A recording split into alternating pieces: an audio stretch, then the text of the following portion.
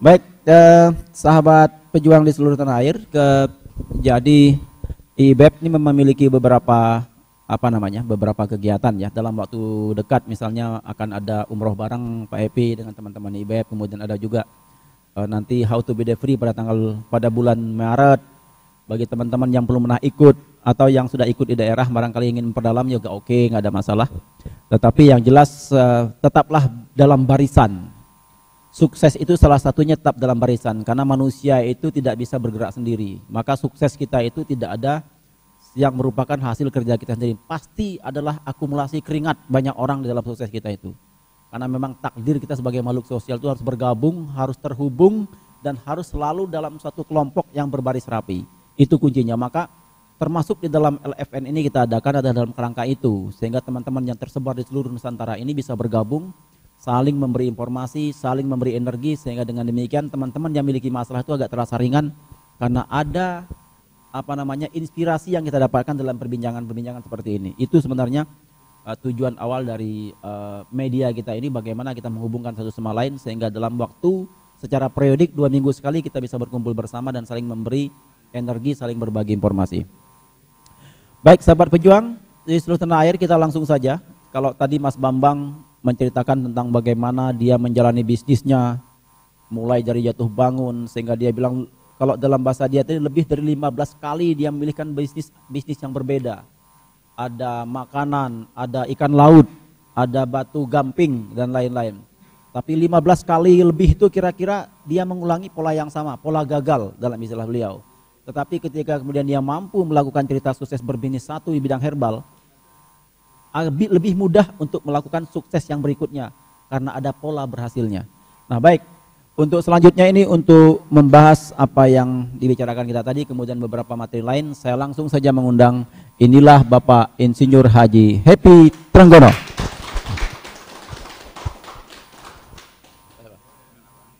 Alhamdulillah. Saya yang nanya. Ya. Ya, kita kan jawaban kan tergantung pertanyaan. Siapapun nggak ada persoalan. Tapi kenapa itu gambarnya terlalu tinggi itu? Oh iya, karena untuk ukuran pendek seperti saya. Salahnya Pak Lulu tidak mengukur bahwa narasumbernya ini tinggi.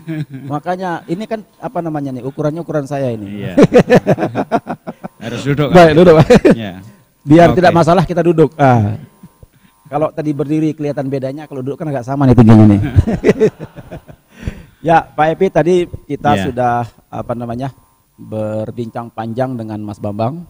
Beliau adalah seorang coach IBF. Ya. Kalau internal IBF pasti kenal lah dengan beliau. Kemudian beliau ini ternyata jatuhnya tuh banyak, daripada cerita suksesnya tuh banyak jatuhnya.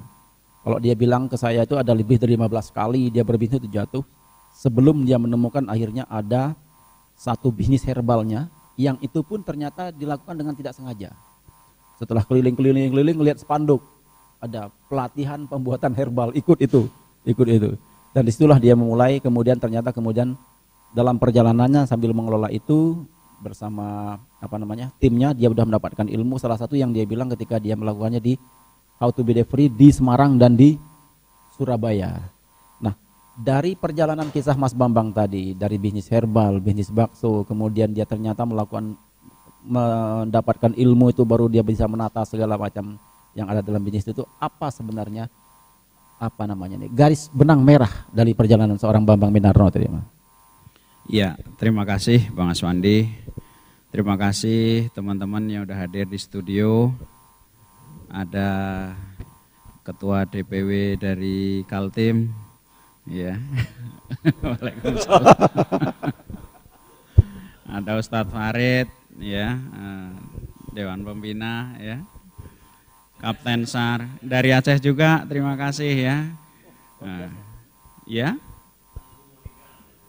Tengku Monika,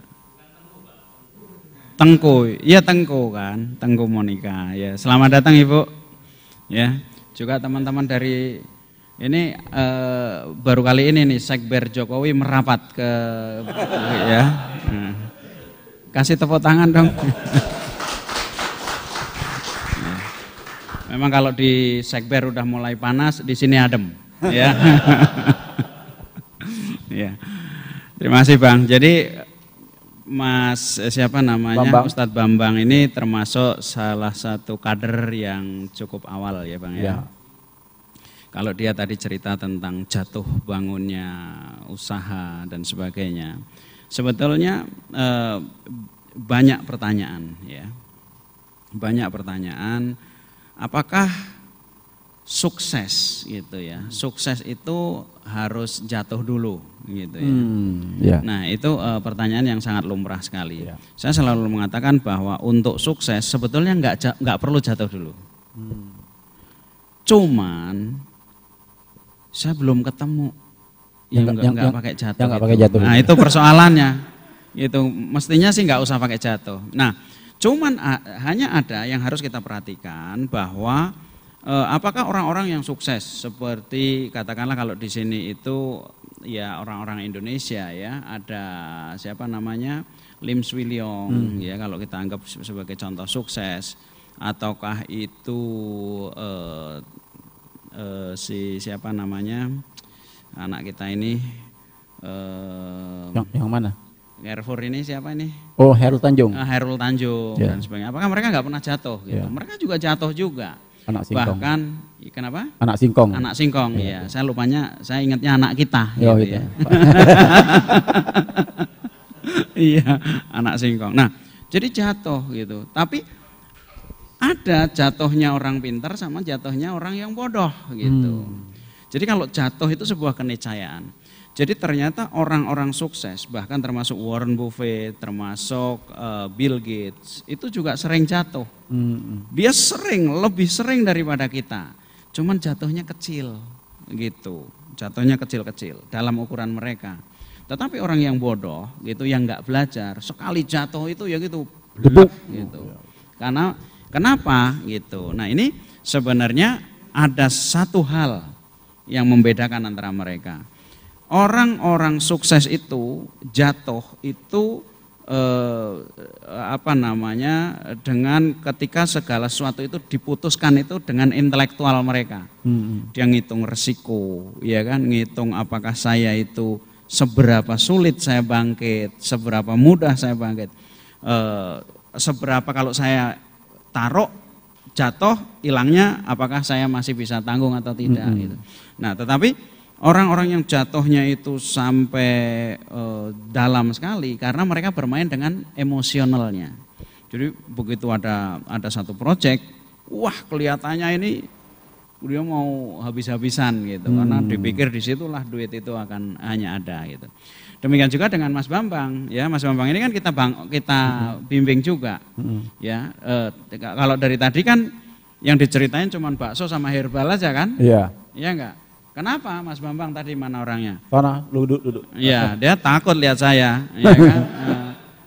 Kemana itu urusan sampah itu? Ya kan? Kita mesti pernah tegur juga gitu. Anda bisnisnya di herbal gitu. Dia mau investasi ke sampah, dia sempat berapa ratus juta ya, kalau nggak salah saya ingat 600-an juta Anda masukkan gitu, 600 juta patungan dengan berbagai banyak orang. Saya bilang oke aja gitu, tetapi 600 juta gitu, kenapa nggak Anda besarin bisnis yang ada dan sebagainya, kenapa nggak lebih terukur dan sebagainya. Makanya di sini dia tadi nggak sebut-sebut ya. Karena itu aurat kayaknya. Aurat juga, ya. Ya artinya begitulah hidup ya, begitulah bisnis. Bukan persoalan apakah kita jatuh atau tidak, tetapi apakah persoalannya kita bisa bangkit atau tidak, ya. Gitu. Oke. Berkaca pada perjalanan Mas Bambang yang hari ini kita jadikan narasumber, bahwa ternyata bahwa menjadi seorang bisnis harus juga bisa memutuskan, membuat keputusan. Keputusan itu kan berkaitan dengan ada sisi leadership di dalam diri seorang pengusaha itu. Apa itu sebenarnya Mas leadership itu? Nah, ya berbeda dengan profesi yang lain. Seorang pengusaha itu dituntut untuk berpikir cerdas, untuk mengambil keputusan-keputusan secara jernih, gitu ya. Bahwa keputusan itu benar atau salah dalam banyak hal itu hanya baru diketahui kan nanti belakangan. Iya kan? Apakah semua keputusan itu mesti benar gitu kan? Nah, Maka di IIBF gitu itu membangun 3 atribut yang harus dimiliki oleh seorang pengusaha. Ya, 3 atribut ini sebetulnya dibutuhkan juga oleh seluruh pemimpin, tidak hanya pengusaha. Kalau pengusaha itu pasti pemimpin gitu. Sebetulnya semua orang pemimpin. Ya, tetapi kita ingin menekankan bahwa pengusaha itu memutuskan lebih banyak daripada orang lain gitu ya. Kalau kita lihat, nah untuk membangun apa? Membangun jati diri sebagai pemimpin yang kuat, pemimpin sejati, the strong leader. Atribut ini dibutuhkan oleh pengusaha, 3 atribut ini. 3 atribut ini juga dibutuhkan oleh pemimpin-pemimpin dunia yang lain, ya, presiden, menteri, pemimpin pondok pesantren, siapapun. Nah, dari 3 atribut ini yang pertama adalah leadership itu sendiri. Ya, leadership. Ukurannya apa ke seorang yang memiliki leadership? Ukurannya adalah seberapa mudah Anda memutuskan gitu. Jadi bukan seberapa canggih, apakah setiap keputusan itu selalu benar gitu. Tidak juga, tetapi selalu mudah gitu. Nah, untuk menjadi selalu mudah itu dibutuhkan kerangka berpikir yang sangat jelas gitu.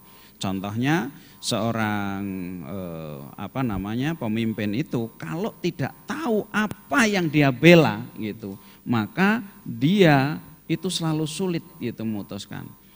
Ya, kalau di IBF ini kan nggak pakai riba nih Bang, gitu. Coba ditawarin gitu kan. Kalau dia itu ditawarin utang, ini bunganya 5% setiap bulan, nah, gampang memutuskan karena jelas yang dia bela. Iya kan? Nah, contohnya juga nih kalau misalnya Mas Bambang, ya kan, suruh milih siapa kapolrinya gitu. Nah, dia juga gampang karena yang jadi dibela jelas gitu. Pastinya bukan korup. Ya saya nggak tahu apa yang dia bela gitu kan. Contoh gitu kan. Nah, itu kan contoh. Jadi ketika Anda tahu apa yang dibela, Anda itu kan nilai-nilai. Anda sangat mudah. Gini, seorang keluarga, ya, seorang anggota keluarga, seorang ayah gitu ya, yang dia itu membela kerukunan rumah tangga itu dia menjadi sesuatu yang dia bela, maka dia akan mudah gitu memutuskan ketika ada persoalan waris gitu kan, ada persoalan berantem antara ini rebutan harta, gampang, sudah deh aku yang ngalah buat kamu aja gitu. Itu cara orang memutuskan, ya karena dia memiliki sebuah karakter gitu, leadership gitu. Dia sangat jelas kapan ngangguk, kapan geleng, itu leadership gitu. Cuman ngangguk gitu, ngeleng gitu aja, itu bisa dampaknya luar biasa. Nah, itu satu. Nah, coba kita lihat apakah ada pemimpin di dunia itu yang pemimpin yang kuat, itu yang sangat sulit memutuskan gitu. Kalau sulit pasti dia bukan seorang strong leader. Walaupun kalau kita lihat di mana, di Malaysia ya, Malaysia ini kan Mahathir luar biasa sekali. Orang yang dibimbing dari dulu, yang udah dijagokan untuk menjadi penggantinya pun, begitu dia ngelihat cara berpikir yang loh kok ternyata begini gitu. Ternyata kiblatnya itu berbahaya buat bangsa Malaysia, maka dengan sangat mudah dia disikat gitu. Gitu. Mudah memutuskan. Coba kalau ente, iya kan gitu. Nangis 30 hari belum bisa mutusin itu, belum, ya kan. Ini udah jalan bareng tiap hari, anaknya kita kenal, wah dipenuhi dengan suasana-suasana emosional gitu kan. Tetapi buat Mahathir sangat mudah karena dia tahu siapa yang harus dibela. Gitu, bangsa mereka sendiri. Jadi kalau sekarang ini mungkin ada kebingungan untuk memutuskan karena bingung siapa membela siapa ini ya, di kepalanya itu. Iya, katanya bela ibu, atau bela kakak atau bela bapak gitu kan. Itu memang jadi sangat sengsara ya ketika kita nggak tahu jelas apa yang dibela gitu. Kalau semua harus dibela, gimana? Gitu. Jadi itu yang namanya nilai. Ya, semua harus dibela. Yang harus dibela kan banyak. 1, 2, 3, 4, 5. Yang paling dibela gitu. Itu yang disebut core value, nilai dasar, nilai utama gitu. Jadi kadang-kadang kan konflik gitu. Tetapi selalu kalau bangsa Indonesia itu kan gampang. Bangsa Indonesia pada tahun 1945 bisa membela, bisa merdeka. Kenapa? Karena jelas yang dibela. Merdeka itu namanya yang dibela gitu kan. Merdeka itu dibela. Nah, maka orang Indonesia bisa mengatakan merdeka atau mati. Kalau nggak merdeka mending mati ya Bang, gimana? Iya kan, cinta damai tapi lebih cinta kemerdekaan. Gitu. Jadi damai itu sebuah nilai, merdeka sebuah nilai, tapi merdeka menjadi nilai utama, the core value gitu. Itulah. Nah, sebagai pengusaha juga begitu gitu. Pengusaha itu memiliki cita-cita. Dalam banyak hal, ketika saya harus beli mobil, kredit mobil, wah kelihatannya enak ya, teman-teman semua pakai mobil. Tapi saya itu punya cita-cita perusahaan ini menjadi perusahaan yang kuat, itu memberikan menjadi perusahaan yang sustain, meraih visinya. Dia bisa ngerem gitu. Ditawarin mobil temennya segala macam dengan gampang, dengan mudah ngomong, aduh saya pingin deh gitu. Tapi kelihatannya nanti aja dulu deh gitu. Itu leadership gitu. Ya, jadi leadership itu orang yang sangat mengenal dirinya, gitu, sangat mengenal kekuatannya, sangat mengenal kelemahannya, sangat mengetahui apa yang dia ingin bangun, apa yang dia bela, apa yang unnegotiable, artinya ada hal-hal tertentu yang tidak bisa ditawar gitu. Nah, di sini apa yang tidak bisa ditoleransi. Gitu. Jadi apa yang bisa ditoleransi, apa yang bisa dinegosiasi, itu leadership gitu. Artinya semua jelas gitu. Maka disebut bahwa kejelasan itu adalah sebuah kekuatan. Clarity is power. Semakin Anda nggak jelas, semakin Anda nggak punya leadership gitu.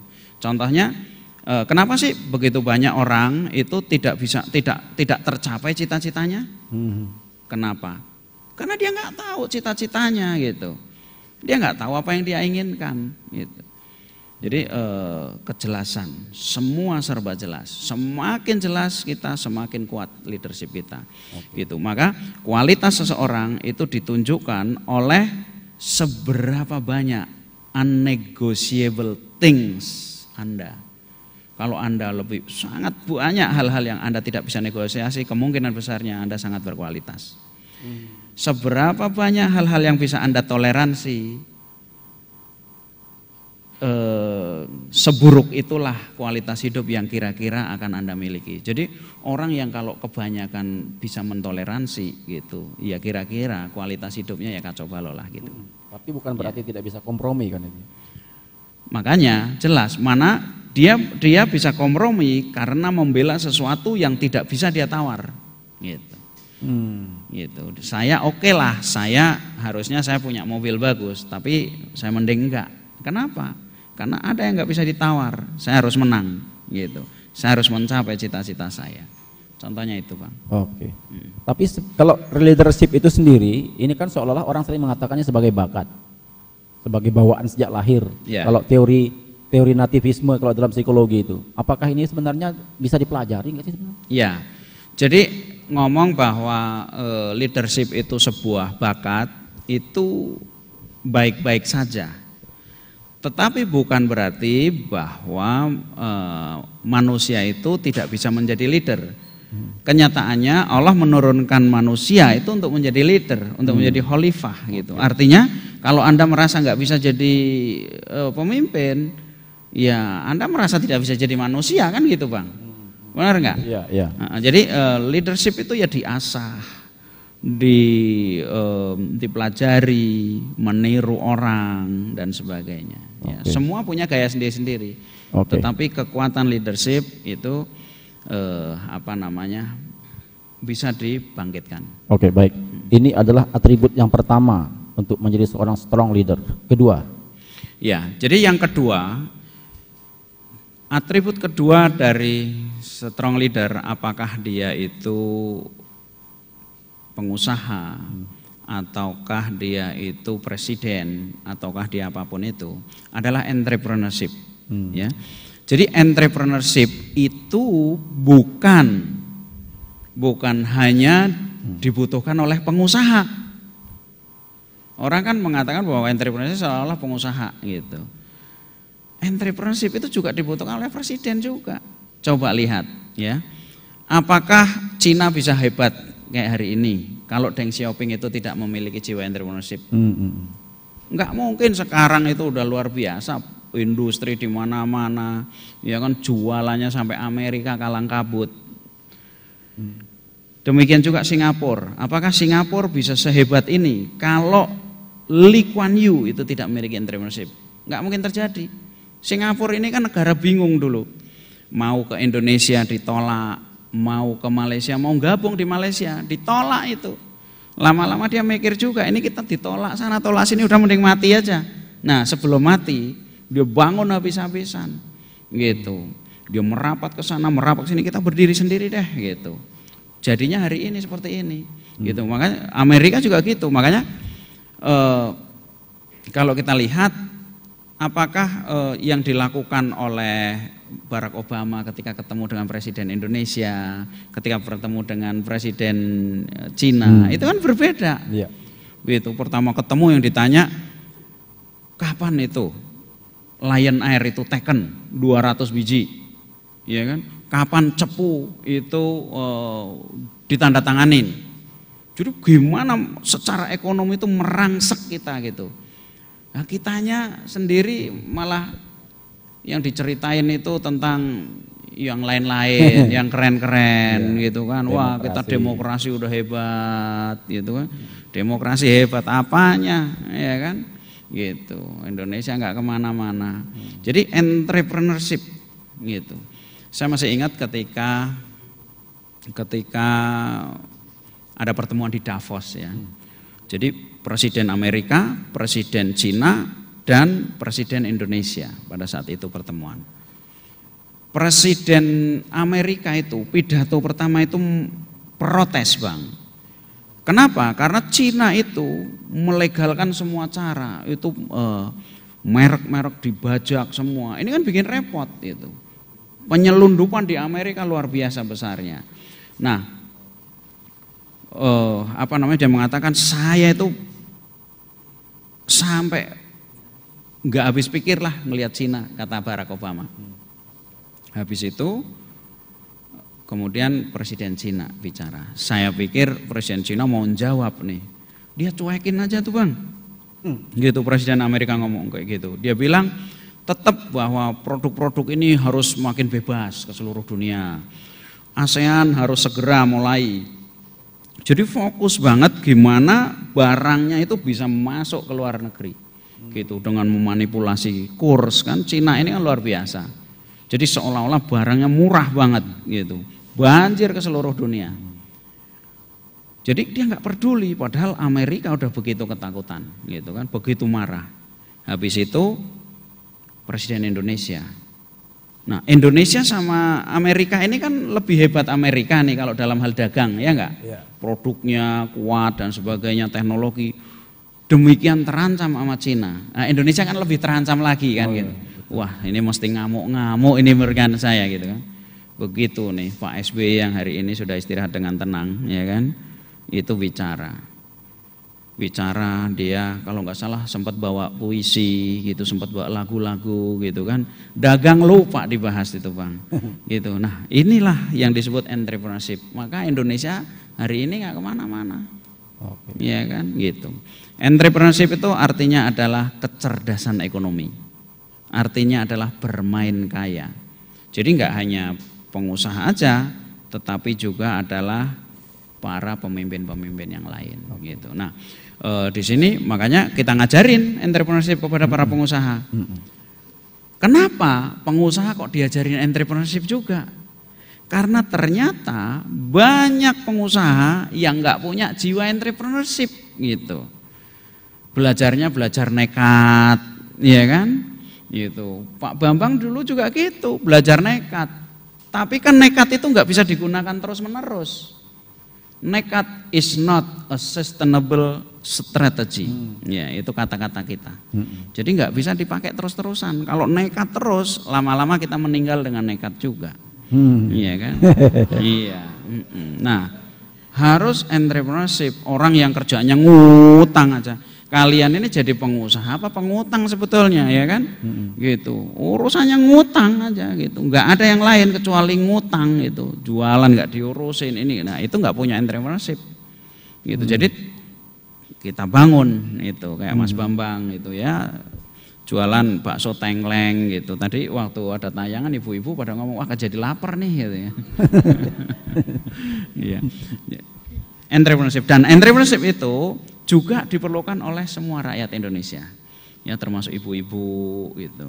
Bermain kaya artinya. Bermain kaya itu ya kayak orang Cina itu. Orang-orang Cina di negeri Cina maksudnya ya. Mereka hidupnya sederhana. Ya kan? Iya. Ada hotel bintang 4, ada hotel bintang 5, tetapi bukan untuk mereka, tetapi untuk turis-turis itu. Ini sebuah budaya hidup yang luar biasa. Gitu. Mereka menggunakan produk-produk sendiri. Jadi kalau di Cina itu kita lihat ada pedagang-pedagang handphone itu di pinggir-pinggir jalan gitu. Saya tanya, ini kok jualannya di pinggir jalan padahal masih ada plastiknya. Dia bilang, oh ya ini yang buatan Cina sendiri gitu. Dan mereka senang, anak-anak muda itu senang menggunakan produk-produk Cina sendiri. Nah, ini yang disebut entrepreneurship. Apakah bangsa Indonesia itu memiliki mentalitas seperti itu? Itu pertanyaannya. Nah, kalau saya ingin tanya, apakah bangsa Indonesia bisa nggak membuat handphone? Gitu. Pasti jawabannya bisa, pesawat aja bisa. Itu di Cina itu yang namanya handphone itu rakitan dari ibu-ibu gitu. Rakitan dari ibu-ibu. Kira-kira kalau ibu-ibu di Indonesia ngerakit handphone dikasih merek sendiri, kalian mau beli enggak? Gitu. Mereknya Romlah gitu kan. Handphone ya kan. Mereknya Tukijo gitu. Gimana gitu kan? Mau make. Tapi di Cina kenyataannya dipakai. Nah, ini yang disebut entrepreneurship, playing rich gitu, bermain kaya. Oke. Kalau leadership tadi itu ada indikasinya, artinya ukurannya bahwa semakin Anda leadership itu diukur dari semakin cepat apa Anda memutuskan. Ya. Nah, semakin cepat Anda memutuskan berarti leadership Anda itu semakin baik. Nah, kalau entrepreneurship apa kira-kira? Entrepreneurship itu adalah kehidupan ekonomi lah ya. Jadi kan gini, antara entrepreneurship, leadership itu kan leadership itu mutusinnya, entrepreneurship itu kecerdasannya kan gitu. Ini kan nggak bisa sesuatu yang tidak bisa dipisah sebetulnya. Contohnya begini, apakah menjadi rumus untuk membangun kekayaan Anda bisa pelajarin?